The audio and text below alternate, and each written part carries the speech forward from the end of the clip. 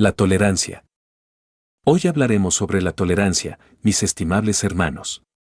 Por ejemplo, si alguien quiere asesinar a alguno de nuestros familiares, a un hijo, a un hermano, nuestra reacción, en ese momento, debe ser la de defender al hijo que están atacando, defender al hermano. Como jefes de familia, debemos saber responder. Pero si nosotros decimos, no, yo no levantaré un arma contra nadie, y si al bandido que está asesinando al hijo o está violando a la hija le decimos, yo te bendigo, hijo mío, te perdono todos los crímenes que estás cometiendo, entonces allí estamos llevando la tolerancia al extremo y es obvio que también está uno convirtiéndose en cómplice de ese crimen. Si un hombre tiene su esposa y vienen unos bandidos a violarla, y él responde diciéndoles, que Dios los bendiga, ¿qué dirían de un hombre así? Sería un hombre de chocolate, que no sirve para nada. Obviamente, esa es la tolerancia llevada hasta el máximo, lo que nos convierte en cómplices del delito. Si alguien pone una criatura a nuestro cuidado y alguien viene a atropellarla, y nosotros solo sabemos dar la espalda a los atropelladores, a los que vienen a atropellar la criatura, eso es complacencia con el delito y nada más. Se ha hablado mucho contra las armas en las distintas escuelas de tipo esotérico o pseudoesotérico, pero todo eso depende del nivel de compresión, porque hasta las mismas armas suelen ser útiles cuando se necesitan. Pongamos un ejemplo. Supongamos que a un hijo vienen a atropellarle a su madre. ¿Por sostenerse en las enseñanzas, va a permitir que asesinen a su madre? No será, por tal motivo, capaz de apelar a un arma para defender la vida de aquella que lo trajo al mundo, o va a bendecir nada más a los que quieren asesinar a su propia madre. Obviamente que, si él, en ese caso, se vuelve tan tolerante que llega a bendecir a los que vienen a asesinar a la autora de sus días, pues, es un cobarde y se convierte en cómplice del delito. Si él, en aquel momento, tiene que apelar a las armas, si no queda más remedio, pues, tiene que defenderla. Si no, se echaría un karma por no defenderla. Ahora, si uno verdaderamente está siguiendo la senda del filo de la navaja, tiene que besar el látigo del verdugo y devolver bien por mal, bendecir a los que le persiguen, y si le pegan en la mejilla derecha, poner la izquierda para que le ayuden más. Es un poco duro eso, pero, claro está, ya uno se resolvió a vivir dentro de la senda del filo de la navaja, está buscando ya la autorrealización íntima del ser, quiere seguir las rigurosas ordalías de la iniciación, y eso es diferente. Pero, si le vienen a atropellar a su hermanita, a su esposa, a sus hijos, a las criaturas que están bajo su cuidado, si las vienen a asesinar, tratará como hermanitos a los bandidos, los tratará con cariño, como a hermanitos. Sería absurdo, ¿verdad? Lo mejor, en este caso, es apelar a la defensa, cumplir con el deber, morir en el campo de batalla si es necesario. Esta pregunta se la hicieron una vez a Krishnamurti y francamente no la supo responder con exactitud. Si yendo con una hermana, le dijeron, de pronto alguien te la atropellara, ¿qué harías? Él respondió que esperaría que eso sucediera, para ver qué haría. Que él esperaría a que eso sucediera realmente. Bueno, ese se salió por la tangente, la respuesta ha debido ser más concreta, la respuesta ha debido ser que la defendería a como diera lugar. No estoy preconizando la violencia. No, estoy señalando hasta donde perjudicaría, por ejemplo, el vicio de la tolerancia, llevada al máximo, de la tolerancia convertida en vicio, porque una virtud, por bella que sea, más allá de cierto punto se convierte en vicio, en defecto. Así, por ejemplo, la Cábala nos habla de los sepirots y de sus virtudes, pero también nos habla de los clipos que no son otra cosa de los sepirots invertidos, las antítesis de las virtudes que personifican los sepirots, el anverso de la medalla, etc. Así pues, mis caros hermanos, lo que necesitamos es comprensión, salirnos de tantos códigos de ética modernos y actuar de modo diferente. Existe, por ejemplo en el Tíbet, un libro especial de acción de los iniciados, lo llamaremos de ética, aunque esa palabra allá ni se conoce. Eso no es un código de ética, pero lo cierto es que está más allá del bien y del mal. No olviden que en todo lo bueno hay algo de malo y en todo lo malo hay algo de bueno, no olviden que entre el incienso de la oración también se esconde el delito. El delito se viste de mártir, de apóstol, y llega hasta a oficiar en los templos más sagrados. Así que, existe mucha virtud en los malvados y mucha maldad en los virtuosos, existe lo bueno de lo malo y lo malo de lo bueno. En el Tíbet, repito, existe un libro muy especial para los iniciados, un libro de acción única.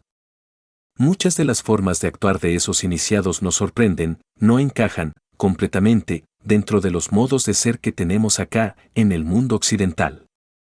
Por allí hay un dicho que reza: no hagamos cosas buenas que parezcan malas, ni malas que parezcan buenas, pero los tibetanos no se dejan condicionar la mente por tal dicho, actúan en forma tal que a muchos nos sorprende. Los iniciados del Tíbet no actúan de acuerdo con los códigos que existen sobre el bien y el mal, sino con los dictados de la propia conciencia, y eso es diferente. Cuanto más nos vayamos liberando de tantos y tantos códigos de ética, cuanto más individuales nos vayamos volviendo, tanto más iremos comprendiendo la necesidad de disolver el ego, el mí mismo, el sí mismo.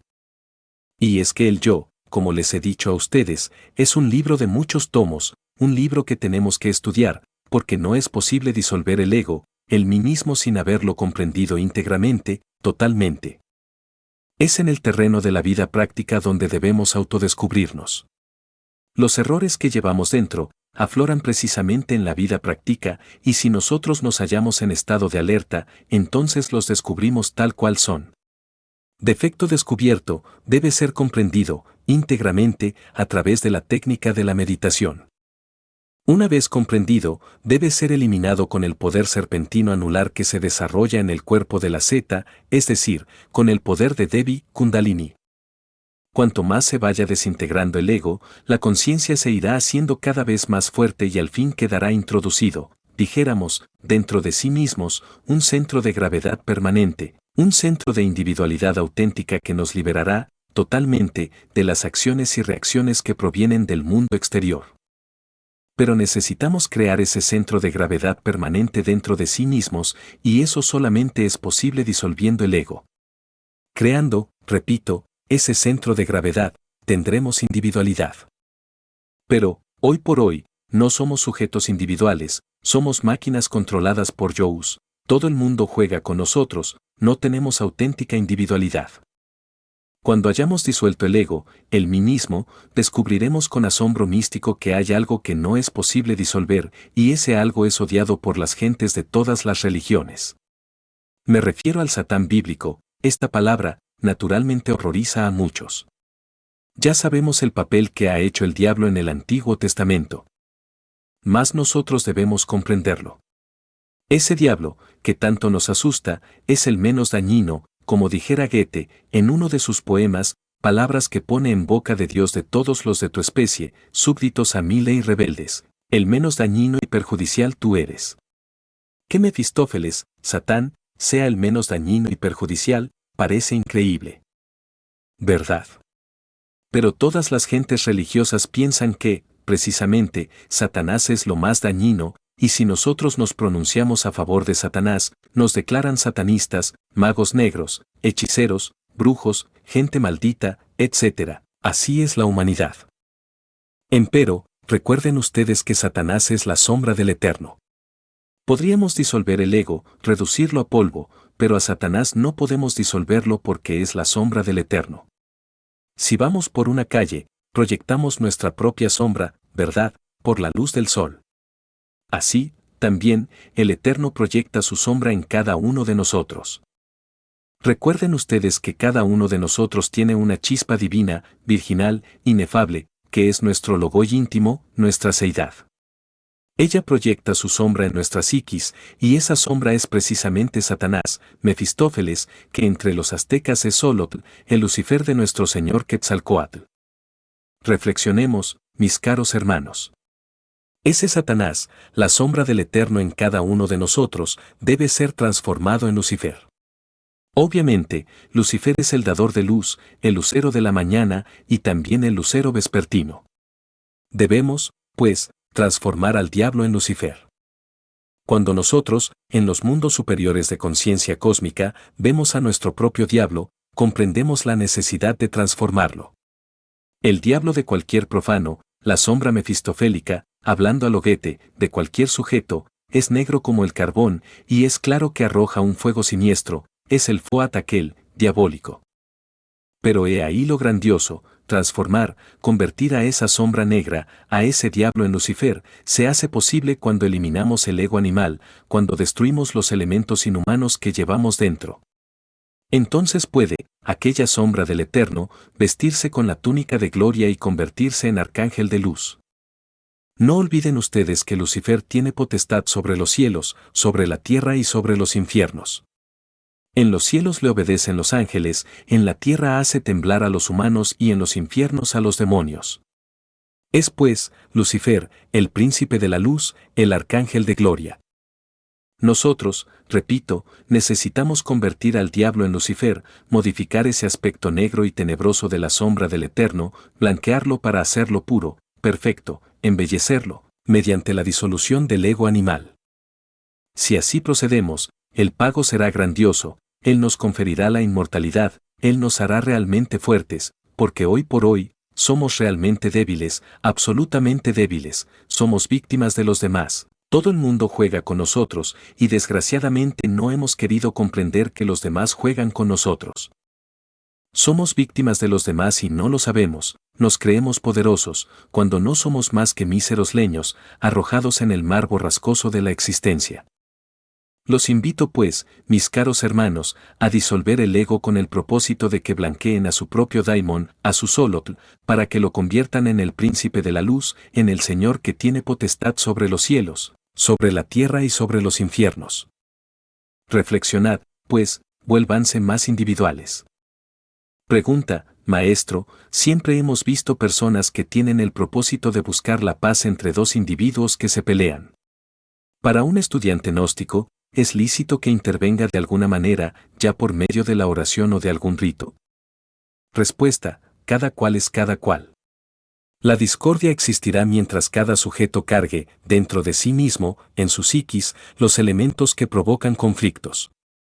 Obviamente, mientras exista la discordia en nosotros mismos, existirá fuera de nosotros también.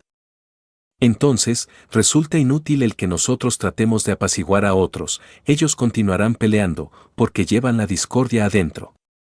Es absurdo que tratemos nosotros, por medio de procedimientos ocultos y mágicos, que dos personas dejen de pelear. Eso no servirá de nada, pues podrían dejar de pelear en el momento y después continuar haciéndolo. La verdad es que nosotros debemos ser nosotros mismos, debemos ser más autorreflexivos, más individuales, no identificarnos con tales escenas, vivir autodescubriéndonos. Eso es lo importante. Estudiante. ¿No sería esa actitud hasta cierto punto egoísta? Porque a raíz de la discusión, esas dos personas podrían llegar a matarse y la intervención de otro podría evitarlo. Maestro. Nuestra intervención, algunas veces puede servir y otras no. La cruda realidad de los hechos es que la disputa, la discordia, existe en cada uno de nosotros, y mientras continúe existiendo, continuarán los conflictos. Nadie nos ha convertido a nosotros en policías para ir a disolver tumultos ajenos. Como están las cosas, lo único que podemos y debemos hacer es velar por nosotros mismos, eliminar nuestros propios errores. No podemos eliminar los errores de los demás, cada uno es cada uno, no podemos cambiar a nadie. Podríamos amonestar, pero eso no es suficiente para que otros cambien. Por ejemplo, estoy aquí hablándoles, pero yo no podría cambiarlos, ustedes tienen que cambiar por sí mismos. Así también, nosotros no podemos servir de policías aquí, allá y acullá. Cada cual tiene que responder por sus propios actos. Estudiante. Maestro, ¿qué nos puede decir de los afectos? Eso es algo que por naturaleza todos los seres humanos poseen. Algunos, incluso, son capaces de entregar la vida por un ser querido y utilizan también ciertos medios de expresión para manifestar ese afecto, ese amor. ¿Es lícito que existan esos pequeños afectos, así demostrados, entre hijos o entre los esposos, etc.? Maestro. El amor es grandioso, pero reza un dicho español: obras hacen amores, que no buenas razones. Yo he conocido hogares, muy afectuosos, que se han desintegrado de la noche a la mañana. Hace poco conocí uno, aparentemente muy feliz. Todos los hijos de aquel hogar eran afectuosos con sus padres, pero ese hogar ya finalizó, el hombre se divorció de la mujer y la mujer de su hombre, y los hermanos andan unos por un lado y otros por el otro, y eran muy afectuosos. Por lo común, los afectos degeneran en lujuria, de nada sirven. No olviden ustedes que el corazón es también un centro erótico. Lo mejor es el amor, y el amor no acepta los afectos. El amor es puro, hermoso, bello y desinteresado, el amor se confirma en los hechos. ¿De qué sirve que un hombre le esté diciendo a la mujer, te quiero, te adoro, y no le dé ni siquiera para el diario? ¿De qué sirven tantos besuqueos, tantos abrazos, y cosas así por el estilo, si el hombre no se preocupa, dijéramos, porque la mujer tenga con qué comprarse un par de medias, porque tenga con qué vestirse? ¿Es eso amor? En vez de tanto besuqueo, de tantas caricias, abrazos, etc., es mejor que le dé sus vestidos, que le pague sus rentas, es decir, que le dé para todas las cosas de la vida, que cumpla con sus deberes, que no la trate mal, que no le pegue, que no le ale sus cabellos, que no le haga mal. Obras hacen amores, que no buenas razones. Indudablemente, es tan malo ser tieso, como tener espinazo de goma. Está bien que el hombre sea natural con su mujer y que la mujer sea muy natural con su hombre, pero todos esos hogares donde existen tantos y tantos besos y abrazos, y cosas así por el estilo, tantos afectos, en una palabra, terminan mal y eso ya lo hemos evidenciado en la práctica. Yo he visto hogares donde todo era puro afecto, y hoy en día ya se acabaron, y he visto hogares donde el hombre no es así. Tampoco tiene espinazo de goma, pero no es duro de corazón, no es afectuoso, pero sabe cumplir con sus deberes, su amor lo demuestra con hechos, con sencillez y con tacto. Esos hogares llegan muy lejos, no se acaban jamás, solo los destruye la muerte, lo cual es muy natural. Vigilemos nuestros propios actos. ¿De dónde nacen los afectos y qué cosas son los afectos? Los afectos tienen por basamento la lujuria, son vicios. El corazón es también un centro erótico que conduce inevitablemente al abuso sexual. Todos esos sentimentalismos de hombres y mujeres degeneran en fornicación, en lujuria, en morbosidad.